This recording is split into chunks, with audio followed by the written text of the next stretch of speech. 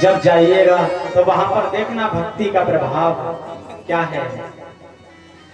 नारद जी कह रहे हैं, हे भक्ति माता, आप इस वृंदावन में आकर के जवान हो गई।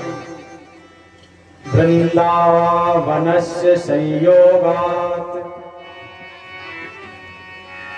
पुनस्त्वं तरुणी नवा धन्यं वृंदावनं तेना भक्तर्न तृतीयत्र च। कहने लगे धन्य है वो वृंदावन धाम जहां पर आज भी भक्ति निवास करती है, जहां पर आज भी भक्ति रहती है। धन्य है ऐसा वृंदावन। कहने लगे भैया यह जो कलयुग है ना, नारद जी कह रहे हैं इसी के प्रभाव से आपके जो दोनों पुत्र हैं ज्ञान वैराग्य ये वृद्ध हुए हैं। भक्ति माता कहने लगी जब यह कलयुग इतना दुष्ट है तो राजा परीक्षित ने इसको अपने राज्य में रहने का स्थान क्यों दे दिया। अभी आगे कल के दिन रति दिवस में मैं आपको यह कथा श्रवण कराऊंगा कैसे राजा परीक्षित ने कलयुग को अपने राज्य में रखा, कैसे श्राप लगा। यह कथा कल होगी। तो वही भक्ति महारानी पूछ रही है इसको, इस कलयुग को जब यह इतना दुष्ट है तो इसको राजा परीक्षित ने अपने पास कैसे रख लिया। तब नारद जी कहने लगे जब राजा परीक्षित के सामने कलयुग आया तो राजा परीक्षित ने अपनी तलवार निकाली और कलयुग को मारने के लिए जैसे ही दौड़े, दीनवत् शरणं गतः, तो वे एक दीन की भांति उनसे अपने प्राण की भीख मांगने लगे और उनकी शरण में आ गया। तो राजा परीक्षित ने, वे सारभूत हृदय सम्राट थे, उन्होंने परीक्षित ने उस कलयुग को माफ कर दिया और अपने राज्य में रहने के लिए 4 स्थान दिए। कुछ पुराणों में 5वां स्थान भी आता है। इनके बारे में कल विस्तार से चर्चा होगी। तो बताए यह कलयुग इतना दुष्ट है, इसमें कौन से गुण पर राजा परीक्षित इसके रीझ गए, प्रसन्न हो गए। तब नारद जी गुण बताते हैं कि वह गुण कौन सा है। वह गुण कौन सा है? यत् फलं नास्ति तपसा न योगे न समाधिना तत्फलं लभते सम्यक् कलौके शवकीर्तना। वह जो एक गुण है कलयुग के पास, वह गुण यह है कि जो फल की प्राप्ति, जो फल हमें, यत् फलं नास्ति तपसा, जो तप में नहीं है, जो तप से प्राप्त नहीं हो सकता इस कलयुग में, न योगे, न योग से, न समाधिना और न ही समाधि से।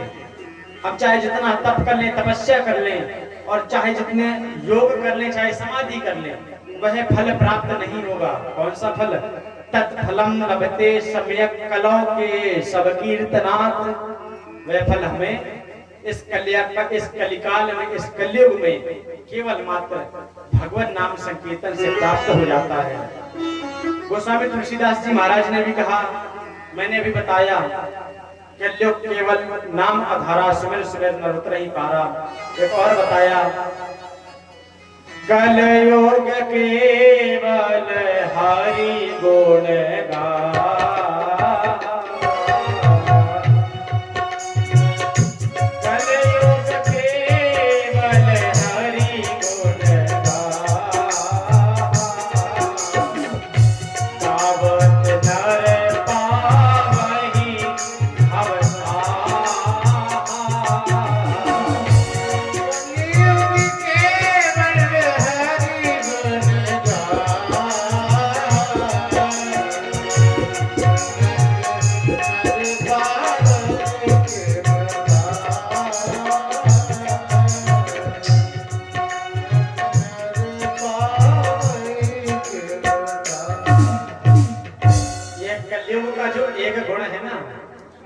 यह राजा परीक्षित को पता चला।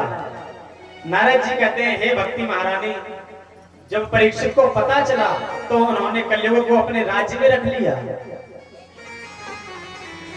और इस कलयुग का प्रभाव जो हुआ सो यह हुआ, आजकल बोले तीर्थों का सार चला गया।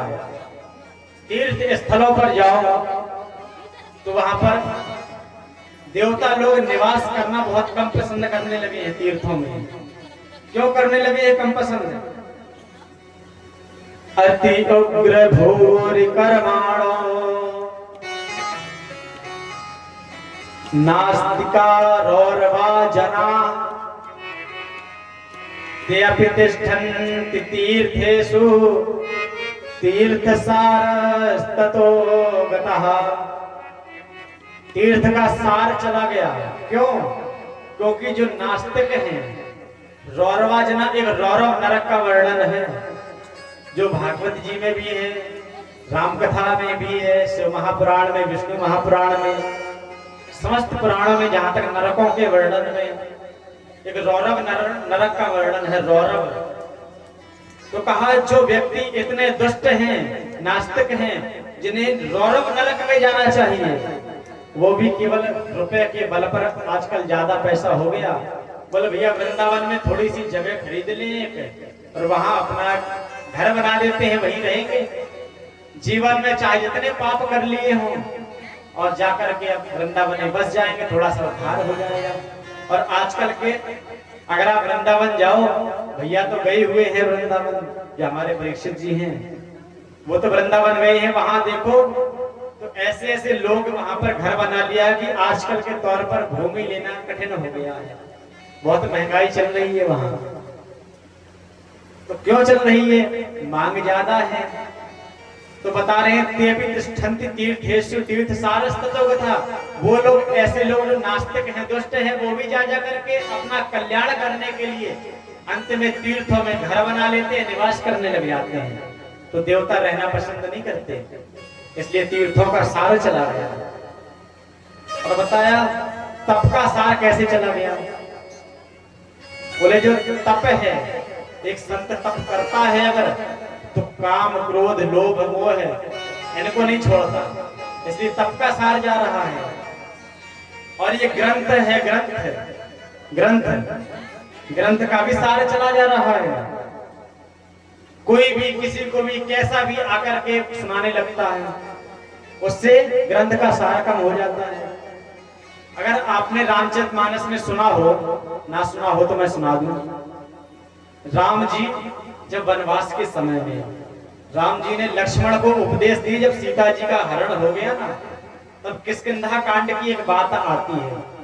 वहां पर चातुर्मास जब राम जी ने बताया, जब बरसात प्रारंभ होती है, श्रावण भाद्रपद अश्विन, जिसे हमारे यहाँ कुआर कहते हैं, कुआर, सावन भादव कुआर कार्तिक अपनी भाषा में कहें तो, इन 4 महीनों में राम जी ने विश्राम किया है। सीता जी को नहीं ढूंढा, बल्कि एक जगह में बैठ करके तप किया है।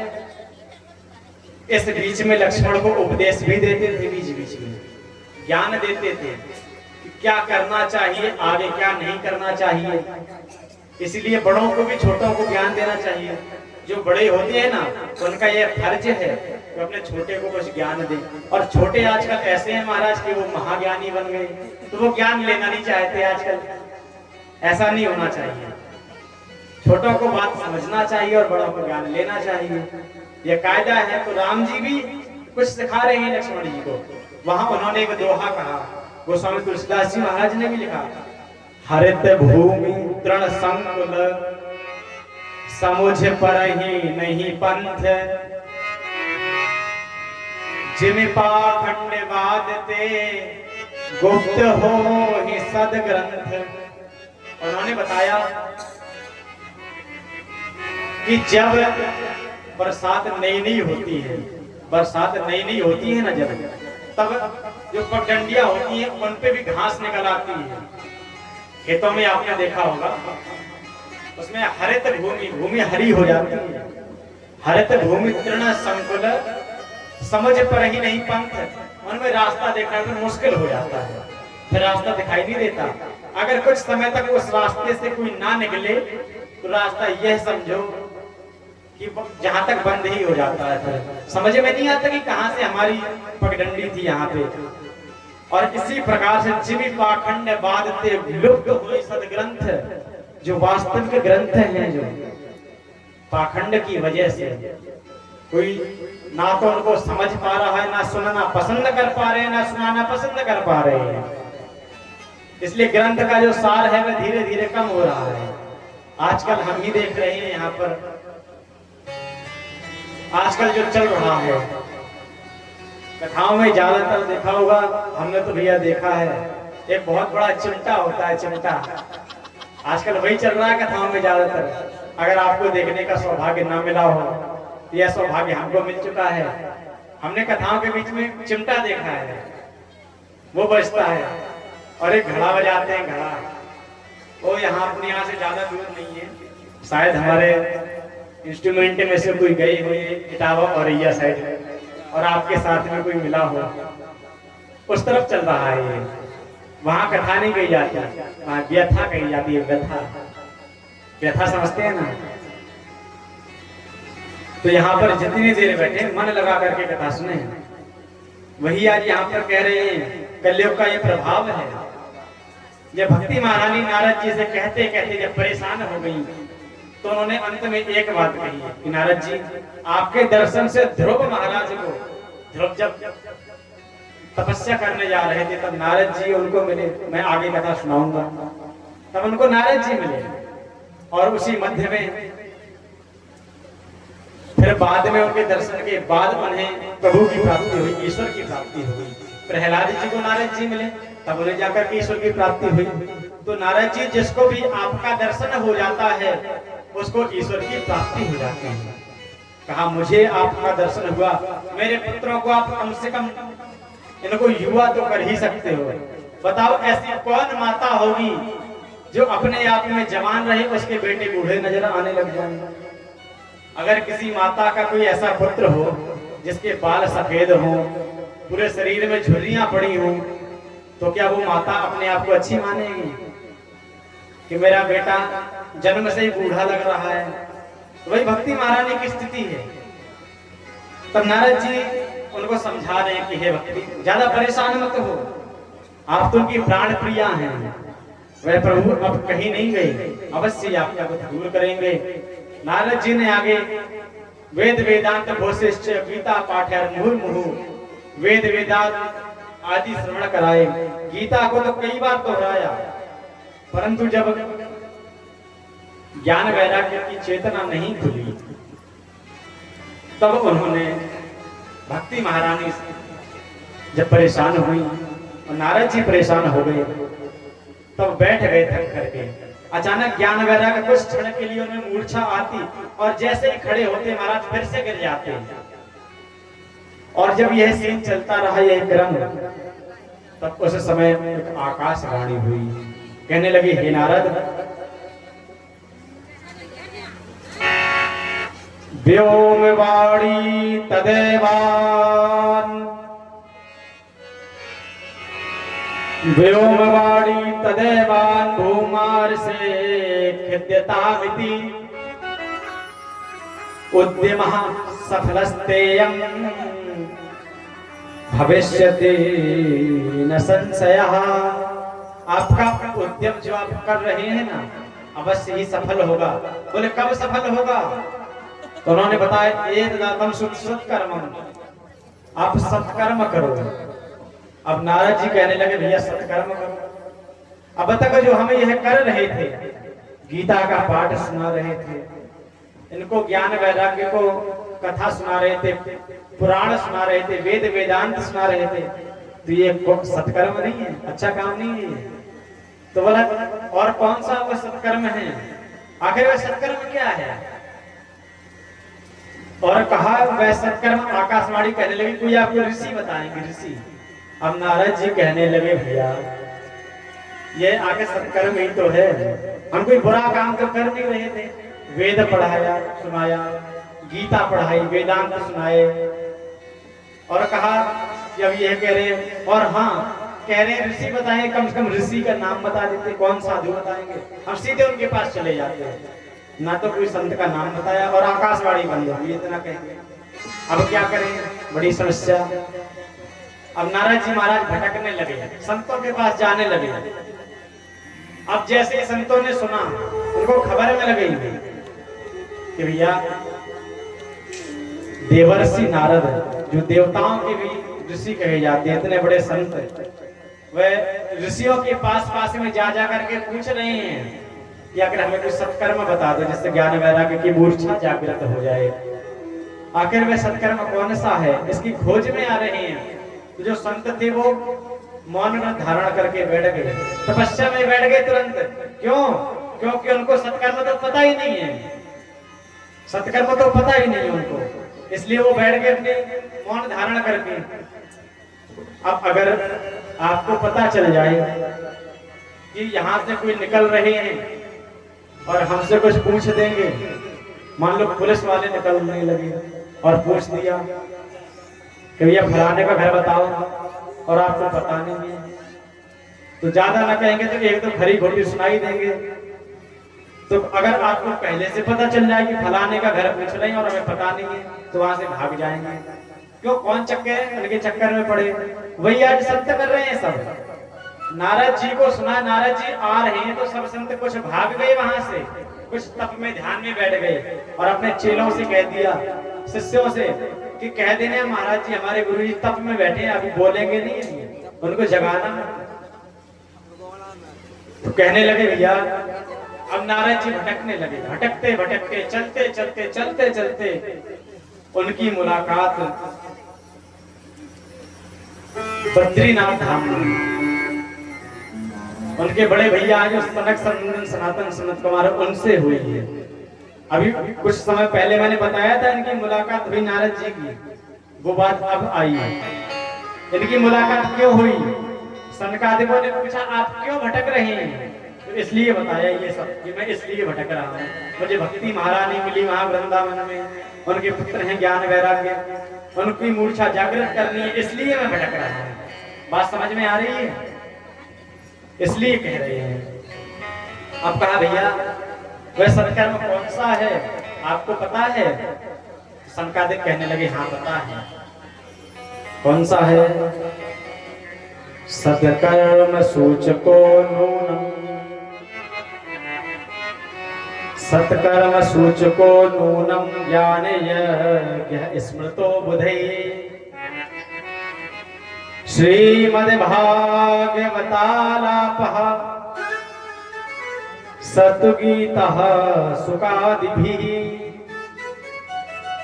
वह सत्कर्म कौन सा है? कहा वह सत्कर्म और कुछ नहीं बल्कि श्रीमद्भागवतालापः, श्रीमद् भागवत है। अब नारद जी परेशान हो गए, अरे ये जो भागवत जी है ना, इनकी उत्पत्ति वेदों से हुई है और वेद हुए हैं श्रीमन नारायण भगवान के मुख से। तो कहा ये जो वेद है श्रीमद् भागवत है, ये भगवान का ही स्वरूप है, विग्रह है। तो कहा यह वेदों से निकली हुई है और हमने वेद सुना दिए। जब वेद सुना दिए उनसे कुछ नहीं हुआ तो श्रीमद् भागवत जी से क्या हो जाएगा? ये नारद जी पूछ रहे हैं। जब मैंने वेद सुनाए, वेदांत सुना दिए, तो भागवत जी से आखिर क्या होगा?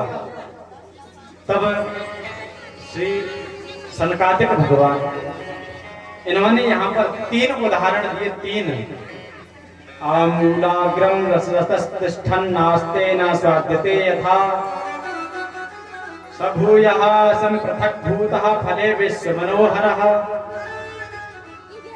कहने लगे भैया पहला उदाहरण दिया, आमूलाग्रम रसरसतिष्ठन् नास्तेन स्वाद्यते यथा।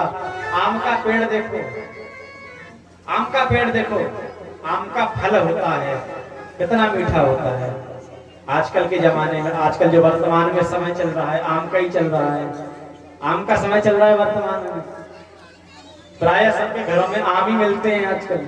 तो कहा आम में कितना सुंदर मीठा फल होता है, कितना अच्छा सुंदर मीठा रस भरा होता है, रस भरा होता है आम में।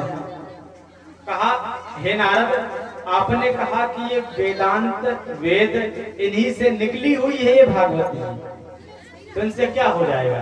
और जो आम का फल है ना, वो भी तो उसके पेड़ से निकला हुआ है, आम के पेड़ से। अब कोई जाए, ए महाराज आम से ही तो निकला है फल, और आम की जो डाल है, जो पत्तियां हैं, पत्ते वो खाने लग जाए तो उसको मीठा लगेगा? नहीं लगेगा। क्यों नहीं लगेगा? क्योंकि उससे वो फल एक क्रिया करने के बाद बहुत समय बाद निकला है, और भले ही आम से निकला है, परंतु जो रस उस फल में है वह पेड़ में नहीं है। कहा हे नारद, ये जो भागवत जी है ना, ये फल है, जैसे आम है ऐसे भागवत जी हैं, और वेद है ये एक वृक्ष है, वृक्ष। अगला उदाहरण दिया, यथा दुग्धे स्थितम सर्पिण्य स्वाद्यते यो परिकल्पये। जो दूध है, दूध, अब दूध से अगर घी बनता है तो उसमें क्रिया करनी पड़ती है, पहले दूध लाओ, जमाओ। ये माता सब जानती हैं, कुछ बताने वाली बात नहीं है, हमारी भी माता जी करती हैं, आप लोग भी सब ये करती हैं।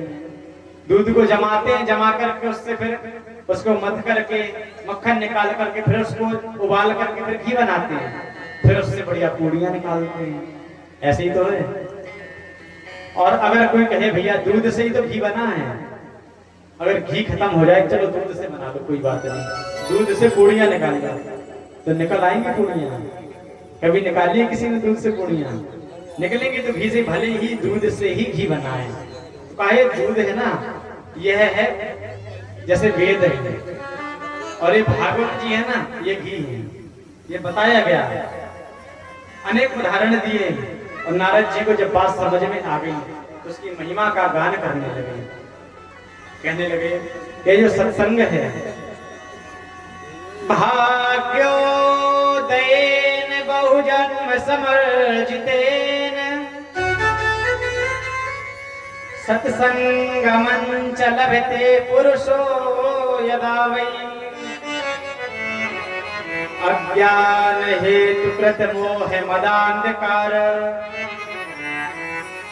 नासं विधाय हि तदोदयते विवेकः। कहा भैया, भाग्योदयेन बहुजन्म समर्जितेन, जब अनेक जन्म जन्मांतरों के भाग्य इकट्ठे होते हैं तब भागवत जी सुनने को मिलती है। मैंने प्रारंभ में बताया था यह बात। और इससे सुनने से क्या होता है? अज्ञान हेतु कृत मोह मदांधकार, मद अंधकार नासं विधाय हि तदोदयते विवेकः। हमारे हृदय में जो अंधकार है, कौन सा अंधकार? मोह का, अज्ञान का, ये नष्ट हो जाता है और ज्ञान का, विवेक का उदय हो जाता है, विवेक आ जाता है। गोस्वामी जी महाराज ने भी कहा, बिनु सत्संग विवेक न होई, बिनु सत्संग विवेक न होई, राम कृपा बिनु सुलभ न सोई, राम कृपा बिनु सुलभ न सोई, बिनु सत्संग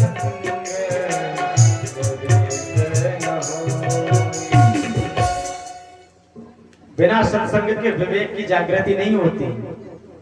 इसीलिए नारद जी आज कहा, भैया कहाँ सुनाएंगे कथा, फिर बताओ। कहा जाना है तो एक स्थान पर चले, गंगा द्वार समीपे तु तटमानंद नामकम। कहाँ सुनाना है? बोले गंगा द्वार समीपे, गंगा नदी हरिद्वार में, गंगा नदी के समीप में एक आनंद नाम का एक तट है, तटमानंद नामकम, तटम आनंद नामकम, एक आनंद नाम का तट है। कौन कौन गया हरिद्वार? गए हैं कोई हरिद्वार? नहीं गए? वहां पर जाइएगा तो देखिएगा जब कभी सौभाग्य मिले।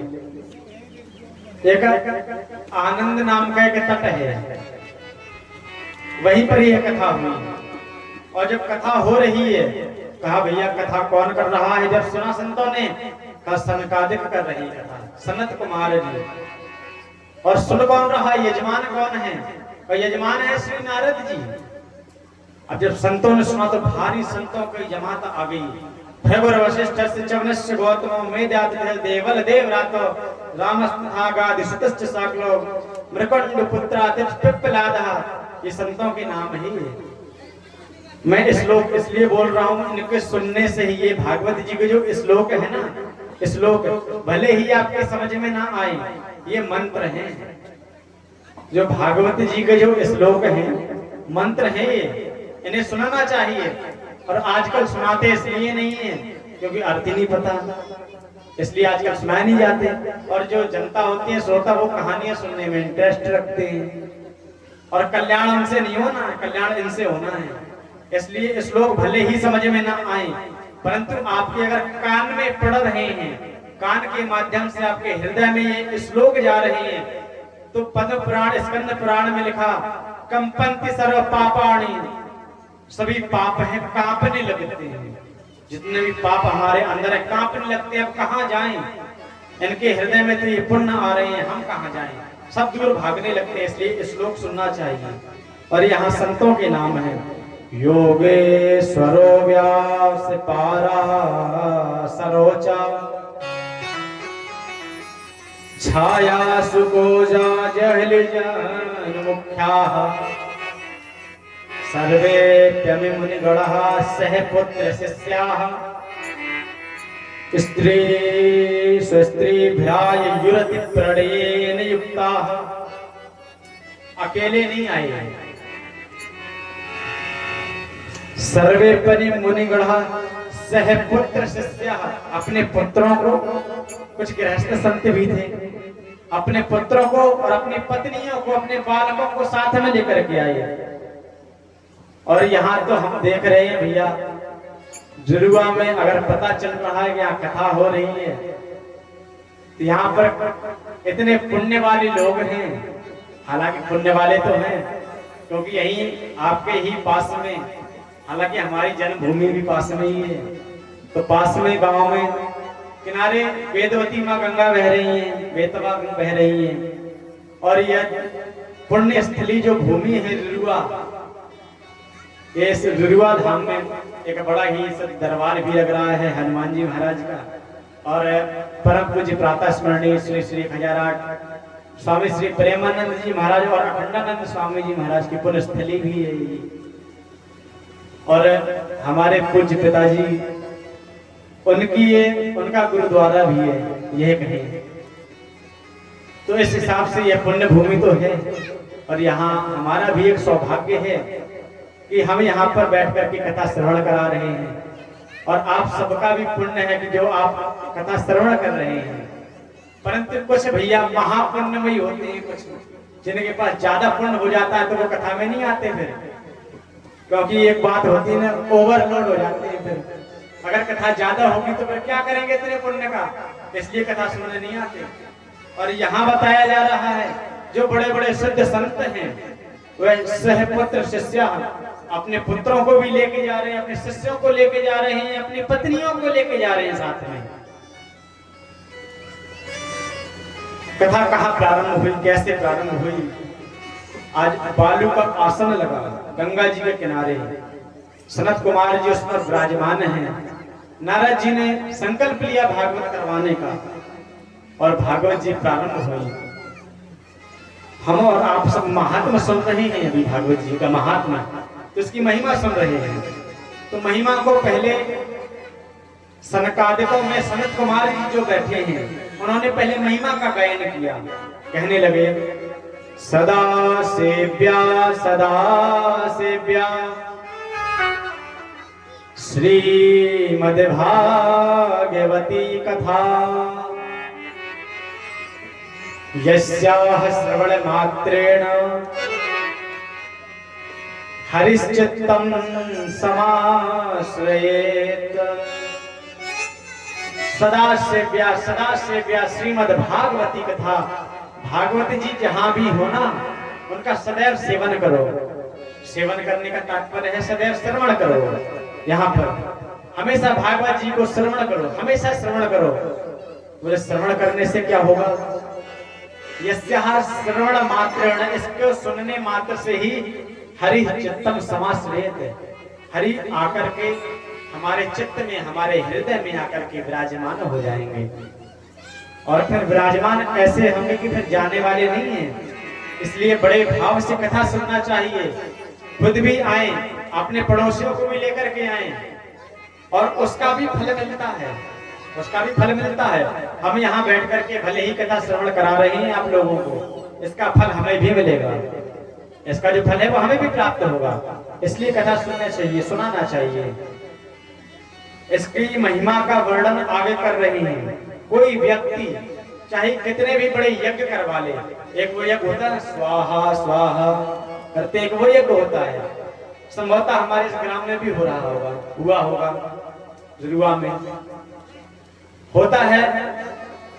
तो बोले एक वो यज्ञ है, एक ये यज्ञ है, इसको भी ज्ञान यज्ञ कहा गया।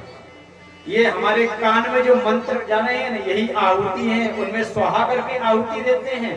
और इन भागवत जी में श्लोकों के माध्यम से, वचनों के माध्यम से, शास्त्र के नियमित जो वचन हैं उनके माध्यम से कानों में आहुति डाली जा रही है।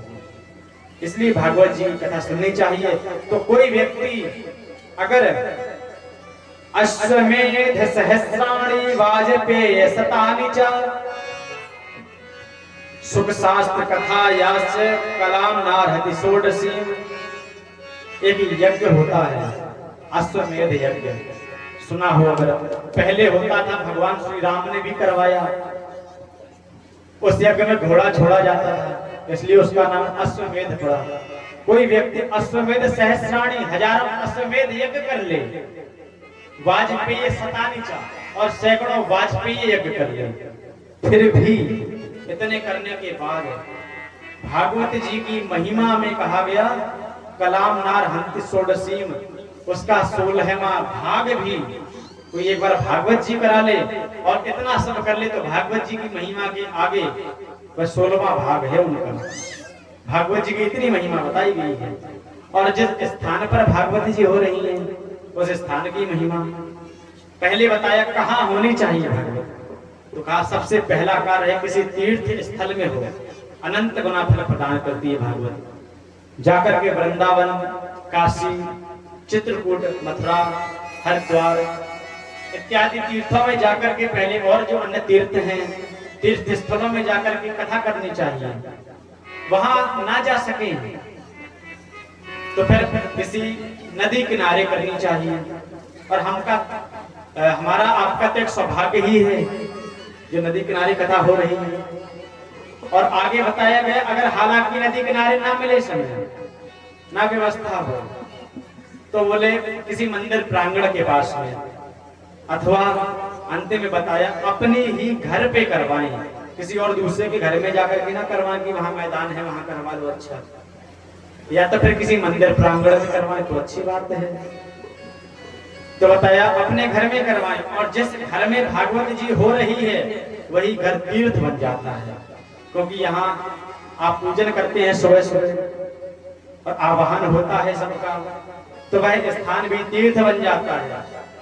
और जिस स्थान पर भागवत जी श्रवण कराई जा रही हैं, यह महिमा सुनो पहले, जिस स्थान पर भागवत जी हो रही हैं वह स्थान ही तीर्थ स्थान बन जाता है। न गंगा न गया काशी पुष्करम न प्रयागकम सुख शास्त्र कथा याच फलेन समताम नते। जिस स्थान पर भागवत जी हो रही है वहां ना वह तीर्थ, ना वह गंगा यमुना, गया जी, आप गया जी गए थे, गया जी गए थे, न गंगा न गया काशी, यह प्रयागम न पुष्करम, यह कोई भी चीज जिसकी महिमा का इस स्थान की बराबरी नहीं कर सकता। उस दिन 7 दिन, जिस दिन जितने दिन यहाँ कथा हो रही है उतने दिन। इसलिए ऐसे स्थानों पर बड़े शुद्धता से आना चाहिए। इन जगह के आसपास ना ही कुछ मद्रापान सेवन, ये चीजें नहीं करनी चाहिए, ये महिमा है। तो बताया और क्या महिमा, नारद जी पूछते जा रहे हैं। देखो श्रोता ऐसा होना चाहिए, वक्ता भी ऐसा होना चाहिए। आगे श्रोता और वक्ता की बात है कि श्रोता की अगर जिज्ञासा है पूछने की, परीक्षित जी जैसे, नारद जी जैसे अगर श्रोता हैं और प्रश्न पूछते जा रहे हैं, तो व्यास जी को भी और सुखदेव जी को या सनकादिकों को, कहने वाले को, अगर वक्ता को मजा आता है, कथा कहने में आनंद की अनुभूति होती है कि और सुनाते जाएं, भले ही 10 बज जाएं, क्योंकि उसे आनंद मिल रहा है।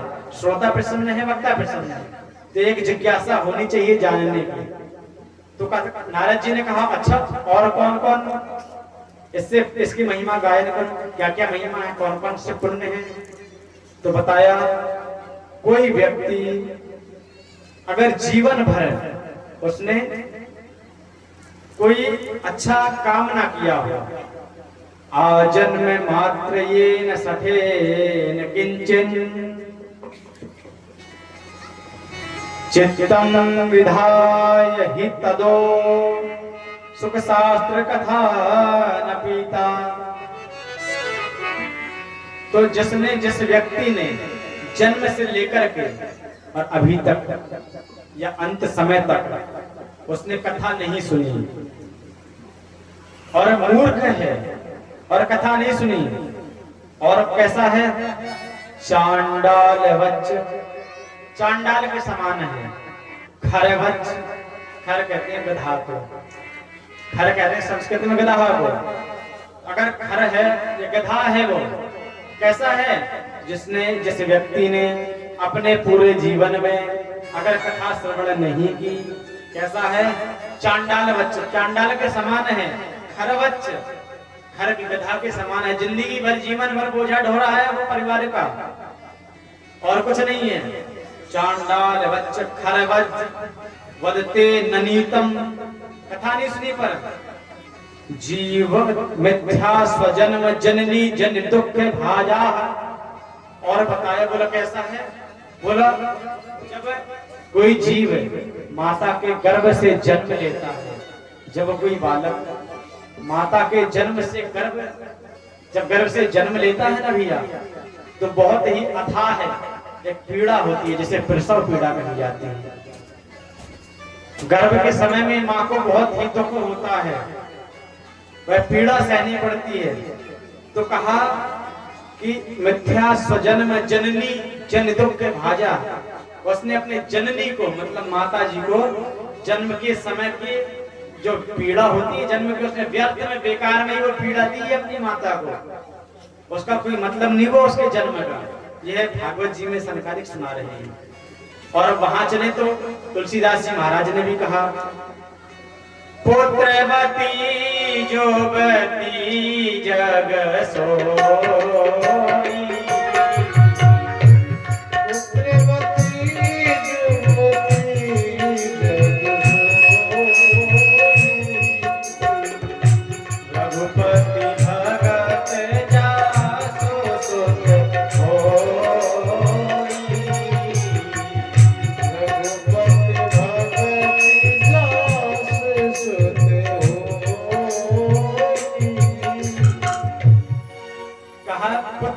जग सोई, जग सोई।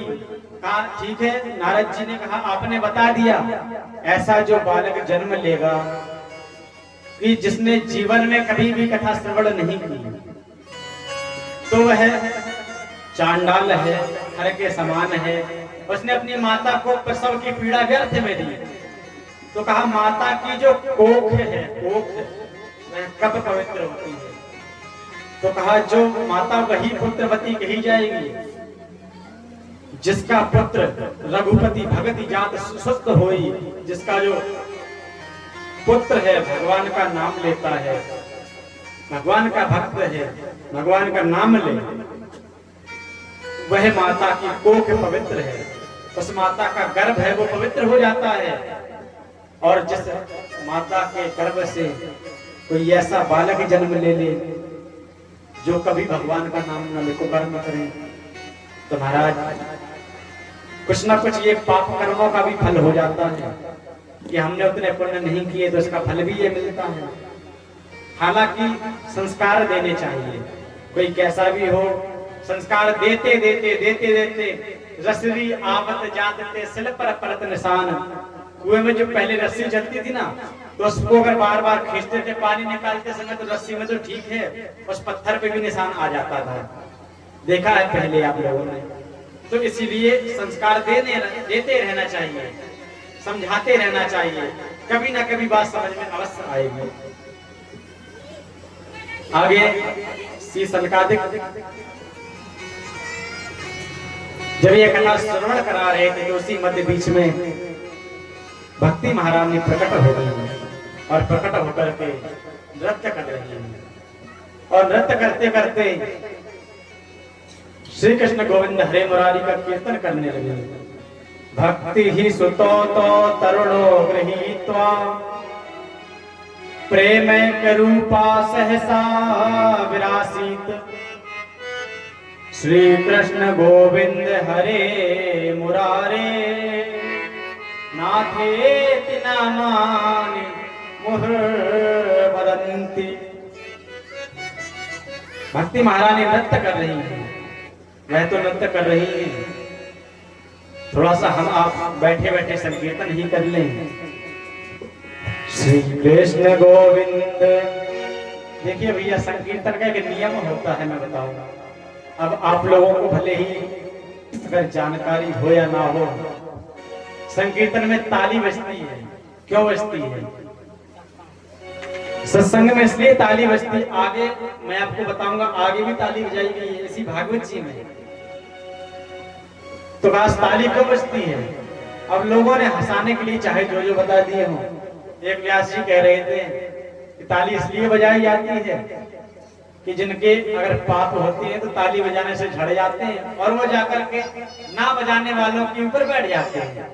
अब ये तो हमने नहीं पढ़ा, हमारे गुरुदेव भगवान ने जो बताया है वह है कि जो कुंभकर्ण थे ना, कुंभकर्ण, उनके मृत्यु के बाद जो उनकी पत्नी है निद्रा देवी, वह जब आई तो उन्होंने भगवान को श्रापित कर दिया था, श्रापित किया था श्री राम जी को कि आपकी नारायण भगवान के किसी की भी कथा हो, सत्संग हो, उस समय निद्रा देवी, जो निद्रा देवी है, वह प्रकोप करती हैं, अपना नींद आ जाती है। अब माता जी तो हमारी ऐसी बैठी है, घूंघट कर ले, जो घूंघट करके बैठी हुई है। अब हमें तो यह पता नहीं है कि क्या पता सो रही है ना सो रही हो, अब हमें तो पता नहीं है, तो जागते जागते कथा सुनना बढ़िया है। बड़े भाव से ताली बजा करके कोई भी मौन ना बैठे। श्री कृष्ण गोविंद हरे मुरारे, हे नाथ नारायण वासुदेव।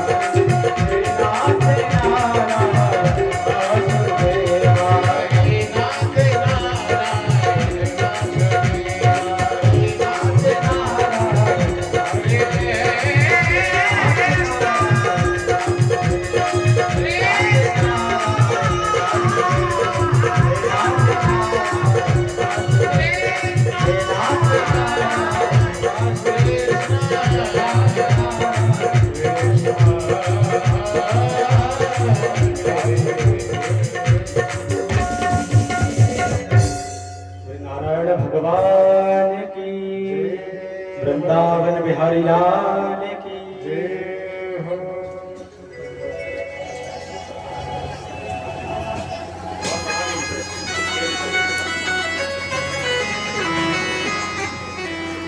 श्री राम।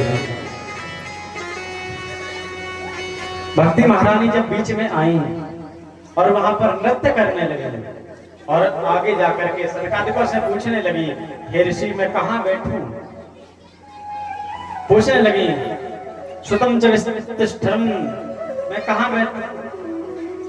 तब कहा, भैया निरंतरम वैष्णव मानसानि, आप जाकर के हमेशा निरंतर वैष्णव के हृदय में बैठो। जो भक्ति है कहा जाकर के हृदय में विराजमान हो और हृदय में जाकर के निवास करो। और महिमा का वर्णन करते करते आगे बहुत कुछ कहा। अगर इसी का वर्णन करें तो मुझे लगता है केवल इस महिमा का जो सनकादिकों ने कहा घंटों निकल जाएंगे, इसका वर्णन नहीं होगा। एक बहुत अच्छी बात पूछी नारद जी ने, के विशुद्धयन्ति वदन्ति मह्यम सप्ताह यज्ञेन कथा मयेना, के विशुद्धयन्ति, ये किसको किसको शुद्ध कर देती है कथा। कहा महाराज आप इतनी महिमा का वर्णन तो कर रहे हैं, यहाँ बैठे बैठे 2.5-3 घंटे हो गए, कथा सुनते सुनते इतनी महिमा का वर्णन कर रहे हैं, आखिर ये बताइए इसको सुनने से कौन कौन शुद्ध हो जाता है? कौन कौन शुद्ध हो जाता है?